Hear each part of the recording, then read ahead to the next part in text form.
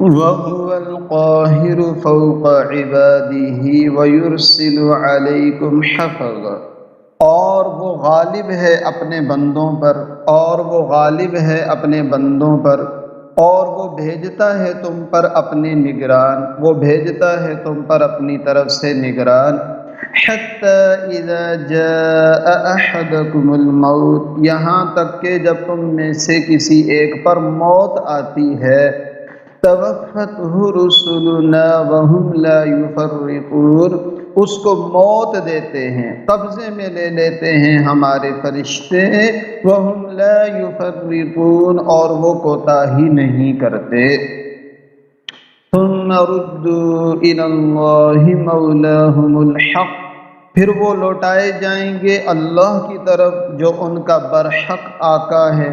الا لہ الحکم، سن لو حکم اسی کا ہے، وہو اسرع الحاسبین، اور وہ بہت جلد حساب لینے والا ہے۔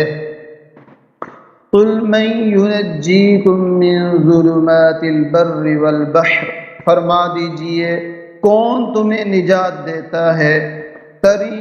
خشکی اور تری کے اندھیروں میں، کون تمہیں نجات دیتا ہے خشکی اور تری کے اندھیروں میں۔ تدعونہ تضرعا وخفیہ، تم اسی کو پکارتے ہو عاجزی کرتے ہوئے اور چپکے چپکے۔ لئن انجانا من هذه لنکونن من الشاکرین، اگر آپ نے ہمیں نجات دے دی اس سے، البتہ ضرور بالضرور ہم ہو جائیں گے شکر کرنے والوں میں سے۔ قل اللہ ینجیکم منہا، فرما دیجئے اللہ تعالی ہی تمہیں نجات دیتے ہیں اس سے، ومن کل کرب، اور ہر قسم کی تکلیف سے، ثم انتم تشرکون، پھر بھی تم شرک کرتے ہو۔ قل هو القادر على ان يبعث عليكم عذابا من فوقكم او من تحت ارجلكم،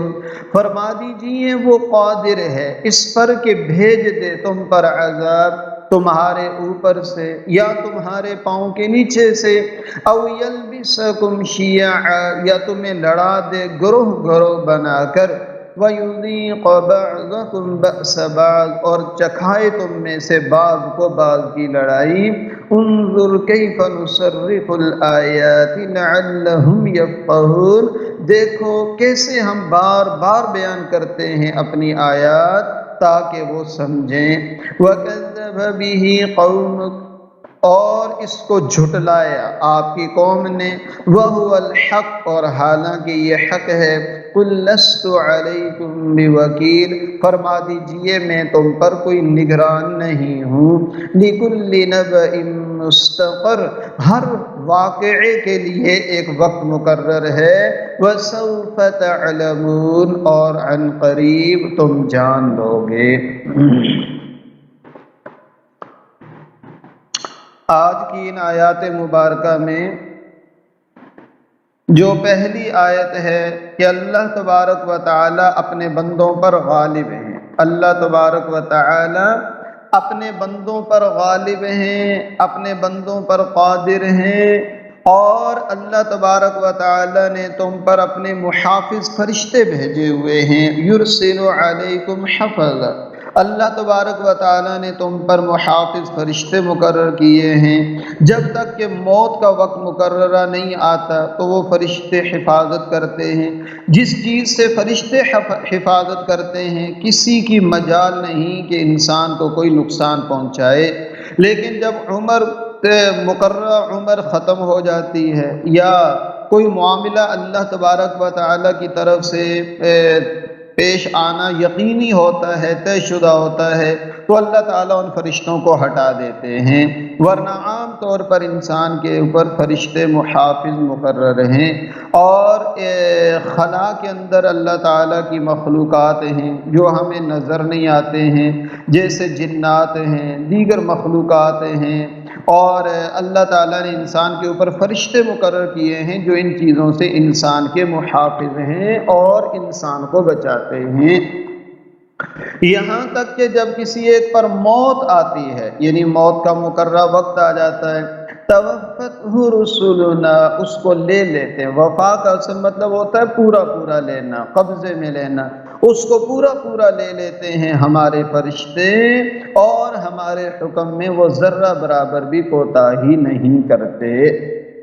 یہ اللہ تعالیٰ نے انسان پر اپنی قدرت کو بیان فرمایا کہ اللہ تعالیٰ انسان پر کیسے قادر ہے۔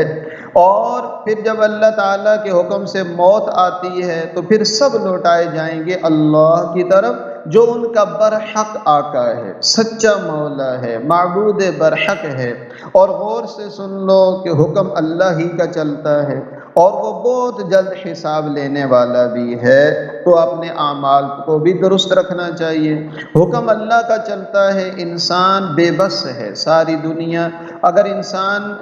کا بس چلتا تو کوئی آدمی بوڑھا نہ ہوتا، کوئی بیمار نہ ہوتا، کوئی غریب نہ ہوتا، کوئی پریشان نہ ہوتا۔ معلوم ہوا کہ سب چیزیں اللہ کے اختیار میں ہیں، انسان ان کے سامنے عاجز ہے،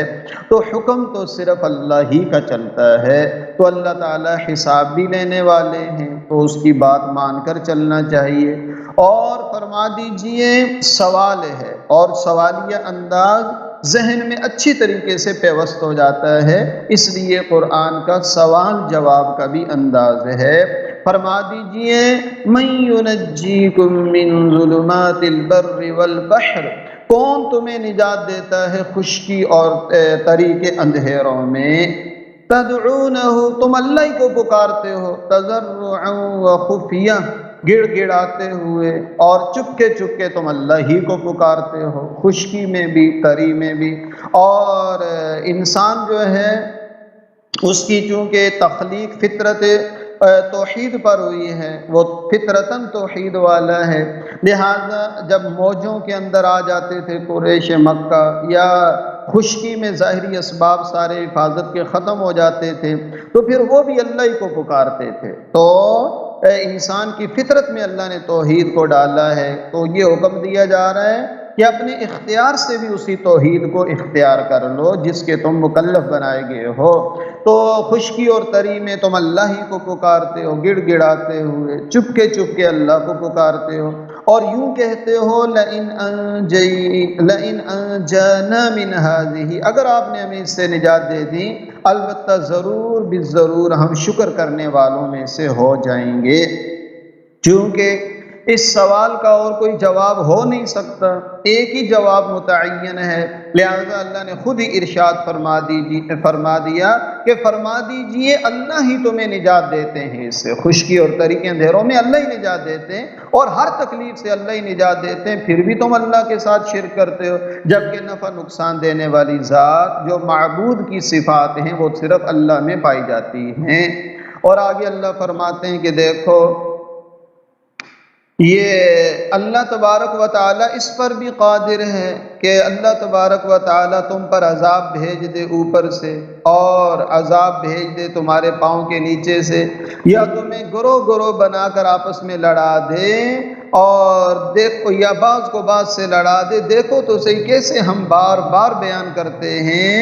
اپنی آیات تاکہ یہ لوگ سمجھیں، تو اس کو یہاں بیان فرمایا گیا، عذاب کی مختلف صورتوں کو یہاں پر بیان کیا گیا ہے۔ ان آیات میں جو عذاب کا ذکر ہے تو 3 قسم کے عذابوں کو اللہ تبارک و تعالی نے ذکر فرمایا۔ تو دنیا کے اندر جس طرح کوئی سزا دی جاتی ہے، پولیس کی ضرورت ہوتی ہے، فوج کی ضرورت ہوتی ہے، دیگر اداروں کی ضرورت ہوتی ہے، لیکن اللہ تعالیٰ کے عذاب کو کسی ایک پابند ذریعے کی ضرورت نہیں ہے۔ اللہ تعالیٰ نے یہاں 3 قسموں کو ذکر کیا۔ اللہ تبارک و تعالیٰ چاہیں تو تمہارے اوپر سے عذاب بھیج دیں، جیسا کہ قوم نوح پر بارش کا سخت سیلاب آیا، قوم عاد پر طوفان کا عذاب آیا، قوم لوط پر اللہ نے پتھر برسائے، پھر آل فرعون پر خون، میںڈک وغیرہ کے عذاب آئے، اصحاب فیل پر اللہ نے پرندوں کے ذریعے سے کنکریاں برسا دی۔ یہ سب اوپر سے آنے والے عذاب کی صورتیں ہیں۔ اور نیچے سے آنے والے عذاب کی صورتیں جیسے قوم نوح کے لیے زمین سے بھی پانی ابلنے لگا ہے، اور قوم فرعون کو اللہ تبارک و تعالیٰ نے عذاب کے اندر غرق کر دیا، نیچے کی طرف دھنسا دیا سمندر میں نیچے۔ قارون کو اللہ تعالیٰ نے خزانوں سمیت اس کو زمین کے اندر دھنسا دیا، تو یہ نیچے سے عذاب ہو گیا۔ اور نبی کریم صلی اللہ علیہ وسلم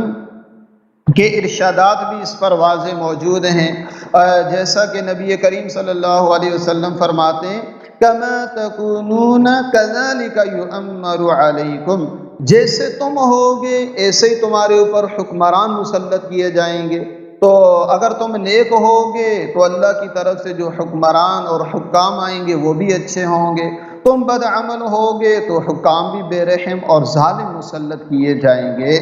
چنانچہ نبی کریم صلی اللہ علیہ وسلم کا ارشاد ہے کہ اللہ تعالیٰ ارشاد فرماتے ہیں، مشکات شریف میں ہے کہ میں اللہ ہوں، میرے سوا کوئی معبود نہیں، میں سب بادشاہوں کا مالک اور بادشاہ ہوں، سب بادشاہوں کے قلوب میرے ہاتھ میں ہے، جب میرے بندے میری اطاعت کرتے ہیں تو میں ان کے بادشاہوں اور حکام کے قلوب میں ان کی شفقت اور رحمت ڈال دیتا ہوں، اور جب میرے بندے میری نافرمانی کرتے ہیں تو میں ان کے حکام کے دل ان پر سخت کر دیتا ہوں، وہ ان کو ہر طرح کا برا عذاب چکھاتے ہیں۔ اس لیے تم حکام اور امراء کو برا کہنے میں اپنے اوقات ضائع نہ کرو، بلکہ اللہ کی طرف رجوع کرو اور اپنے عمل کی اصلاح کی فکر میں لگ جاؤ تاکہ اللہ تعالیٰ تمہارے سب کاموں کو درست کر دے۔ یہ ایک روایت ہے، اور ایک روایت میں نبی کریم صلی اللہ علیہ وسلم ارشاد فرماتے جب اللہ تعالیٰ کسی امیر اور حاکم کا بھلا چاہتے ہیں تو اس کو اچھا وزیر اور اچھا نائب دے دیتے ہیں، اگر امیر سے بھول ہو جائے تو وہ اس کو یاد دلا دیتے ہیں، اگر صحیح کام کرے تو یہ اس کی مدد کرتے ہیں، اور جب کسی حاکم اور امیر کی برائی مقدر ہوتی ہے تو اللہ اس کو برے وزراء اور ماتحت دیتے ہیں، جس کی وجہ سے وہ برائی کے اندر مبتلا ہو جاتا ہے۔ تو الغرض ان روایتوں سے یہ معلوم ہوا کہ اوپر سے آنے والا عذاب اس سے مراد حکمران ہے، ایک تفسیر کے مطابق اوپر سے عذاب اس سے مراد حکمران ہے، نیچے سے عذاب اس سے مراد ماتحتوں، ملازموں، اولاد جو انسان کے ماتحت ہیں ان کا نافرمان ہونا ہے، یہ نیچے سے عذاب ہے۔ جیسا کہ حضرت سفیان ثوری رحمۃ اللہ علیہ فرماتے ہیں جب مجھ سے کوئی گناہ سرزد ہوتا ہے تو میں اس کا اثر اپنے نوکر میں، سواری کے گھوڑے میں، بار برداری کے گدھے میں محسوس کرتا ہوں، اور اپنی آل اولاد میں محسوس کرتا ہوں کہ جب میں اللہ کی نافرمانی کرتا ہوں تو میرے ماتحت جو چیزیں ہیں وہ میری نافرمانی کرتے ہیں۔ تو بہرحال اس آیت کے مطابق اوپر کا عذاب وہ حکمران ہیں اور وہ برے وزراء ہیں اور وہ برے آفیسر اور اوپر کے طبقے کے لوگ ہیں، اور نیچے سے مراد یہ ملازموں کا برا ہونا، اولاد کا برا ہونا، اور اسی طرح ماتحتوں کا بے ایمانی سے کام لینا، کام چوری کرنا، خیانت کرنا، غداری کرنا، یہ بھی سب اس نیچے کے عذاب میں شامل ہے۔ اور اس میں اللہ تبارک و تعالیٰ اس پر قادر ہیں آج بھی کہ آسمان سے پتھر برسائیں، یا خون اور آگ اور پانی کا عذاب دیں، یا ظالم حکمرانوں کو اللہ مسلط کر دیں، یا زمین میں اللہ تعالیٰ دنسا دیں، جیسے قرب قیامت کی بڑی نشانیوں میں سے مسلم شریف کی روایت میں جو بڑی نشانی ہے ان میں یہ بھی ہے کہ جیسے امام مہدی آئیں گے، پھر دجال آئے گا، پھر عیسیٰ علیہ السلام آئیں گے، پھر یاجوج اور ماجوج آئیں گے، پھر جو ہے نا وہ زمین میں دھنسنا ہوگا، ایک دھنسنا مشرق میں ہوگا، بہت بڑا طبقہ انسانوں کا دھنس جائے گا، ایک مغرب میں ہوگا، ایک عرب کے اندر ہوگا، تو یہ اللہ کی طرف سے عذاب ہوگا۔ اسی طرح دھوئیں کا عذاب ہوگا جو 40 دن تک چھایا رہے گا، اور مسلمانوں کو زکام لگے گا، کافر سارے بے ہوش ہو جائیں گے، تو یہ اللہ تبارک و تعالیٰ کی طرف سے ہوتا ہے۔ اور تیسرے قسم کا جو عذاب ہے وہ یہ کہ اللہ تعالیٰ تمہیں گروہ گروہ بنا کر آپس میں لڑا دیں گے، آپس میں تم قتل و قتال کرو گے، ایک دوسرے کے دشمن ہو جاؤ گے اور آپس میں اختلافات میں بٹ جاؤ گے۔ اسی کو نبی کریم صلی اللہ علیہ وسلم نے منع بھی فرمایا لا ترجعوا بعدی کفارا یضرب بعضکم رقاب بعض، حضور فرماتے ہیں میرے بعد کافروں جیسے نہ بن جانا کہ ایک دوسرے کی گردنیں مارنے لگو۔ اور حضرت سعد بن ابی وقاص رضی اللہ تعالیٰ عنہ فرماتے ہیں کہ ایک مرتبہ ہم نبی کریم صلی اللہ علیہ وسلم کے ساتھ جا رہے تھے، ہمارا گزر مسجد بنی معاویہ پر ہوا تو رسول اللہ صلی اللہ علیہ وسلم مسجد میں تشریف لے گئے، 2 رکعت نماز پڑھی، ہم نے بھی 2 رکعت نماز ادا کی۔ اس کے بعد آپ صلی اللہ علیہ وسلم دعا میں مشغول ہو گئے اور بہت دیر تک دعا کرتے رہے۔ اس کے بعد ارشاد فرمایا میں نے اپنے رب سے 3 چیزوں کا سوال کیا، ایک یہ کہ میری امت کو غرق کر کے ہلاک نہ کیا جائے، اللہ نے یہ دعا بھی قبول کر لی کہ ساری امت غرق نہیں ہوگی۔ دوسرا یہ کہ میری امت کو قحط اور بھوک کے ذریعے ہلاک نہ کیا جائے، ساری امت پر قحط آ جائے ایک ساتھ، تو یہ بھی قبول کر لی گئی۔ تیسری دعا میں نے کی یا اللہ میری امت میں آپس میں جنگ و جدال نہ ہو، تفرقہ بازی نہ ہو، مجھے اس دعا سے روک دیا گیا۔ اور ایک روایت میں یہ دعا اس طرح منقول ہے کہ میری امت پر کسی دشمن کو مسلط نہ کر جو سب کو تباہ کر دے، یہ بھی قبول ہو گئی۔ لیکن جب یہ دعا کی کہ آپس میں یہ لڑے نہ، تو اس دعا سے مجھے روک دیا گیا۔ تو آپس کا یہ لڑنا یہ اچھی بات نہیں ہے۔ اور اسی کے مقابلے میں اللہ نے اتحاد اور اتفاق کا حکم دیا، فرمایا وَاعْتَصِمُوا بِحَبْلِ اللَّهِ جَمِيعًا وَلَا تَفَرَّقُوا، اللہ کی رسی کو یعنی قرآن کو مضبوطی سے پکڑو اور آپس میں تفرقے میں مت پڑو، اس تفرقہ بازی سے منع کیا گیا ہے۔ اور جن چیزوں کی وجہ سے تفرقہ بنتا ہے جیسے قومیت کی بنا پر، لسانیت کی بنا پر، صوبے کی بنا پر، ملک کی بنا پر اور کالا گورا ہونے کی بنا پر، اسلام نے ان سارے امتیازات کو ختم کر کے سب کو ایمان کی رسی میں پرویا ہے۔ البتہ جو فروعی اختلافات ہیں جو صحابہ کرام کے اندر بھی ہوئے اور آج تک امت میں چلے آ رہے ہیں کہ ایک جو عالم ہیں ان کی تحقیق یہ ہوتی ہے کہ یہ کام اس طرح سنت ہے، دوسرے کہتے ہیں اس طرح سنت ہے، وہ اس کے اندر شامل نہیں ہے۔ فروعات کے اندر اختلافات وہ مذموم نہیں ہے، جیسا کہ خود صحابہ کرام رضوان اللہ علیہم اجمعین میں اختلاف ہوا۔ غزوہ بنو قریظہ میں حضور نے فرمایا کہ تم نے عصر کی نماز وہاں جا کر پڑھنی ہے، راستے میں وقت ہو گیا، کچھ صحابہ نے پڑھ لی اور کچھ نے نہیں پڑھی کہ نبی علیہ السلام نے فرمایا وہاں جا کر پڑھنی ہے۔ تو انہوں نے کہا کہ حضور کا مقصد جلدی جانا تھا، یہ مقصد نہیں تھا کہ نماز میں تاخیر کی جائے۔ کچھ نے پڑھی کچھ نے نہیں پڑھی، نبی علیہ السلام نے دونوں کی تائید اور تصویب اور دونوں کی درستگی فرمائی کہ دونوں صحیح ہیں اختلاف کے باوجود۔ اور اسی طرح حضرت عثمان غنی رضی اللہ تعالیٰ عنہ شہید ہو گئے، حضرت علی رضی اللہ تعالیٰ نے فرمایا کہ پہلے خلافت کا مسئلہ طے ہو جائے پھر ہم قصاص لے لیں گے، جبکہ دیگر حضرات بعض حضرت معاویہ رضی اللہ عنہ دیگر حضرات کا کہنا تھا کہ نہیں پہلے حضرت عثمان کا قصاص لیا جائے، تو اس میں اختلاف ہو گیا۔ اسی طرح اور کئی امور کے اندر حضرت معاویہ رضی اللہ تعالیٰ عنہ وتر کی 1 رکعت پڑھتے تھے، کسی نے حضرت عبداللہ ابن عباس سے فرمایا تو حضرت نے کہا چھوڑ دو، بے شک وہ بڑے فقیہ ہیں، جو وہ کرتے ہیں انہوں نے ایسا دیکھا ہوگا۔ تو یہ اختلافات برے نہیں ہیں، وہ اختلاف جو آپس میں نفرت کا باعث بن جائیں، دوریوں کا باعث بن جائیں اور گالن گلوچ کا باعث بن جائیں، نفرت کا باعث بن جائیں، امت میں انتشار کا باعث بن جائیں، وہ اختلافات برے ہیں۔ تو بہرحال فرمایا کہ اللہ تبارک و تعالیٰ چاہیں تو تمہیں اوپر سے عذاب دیں، چاہیں تو تمہیں نیچے سے عذاب دیں، چاہیں تو تمہیں گروہ گروہ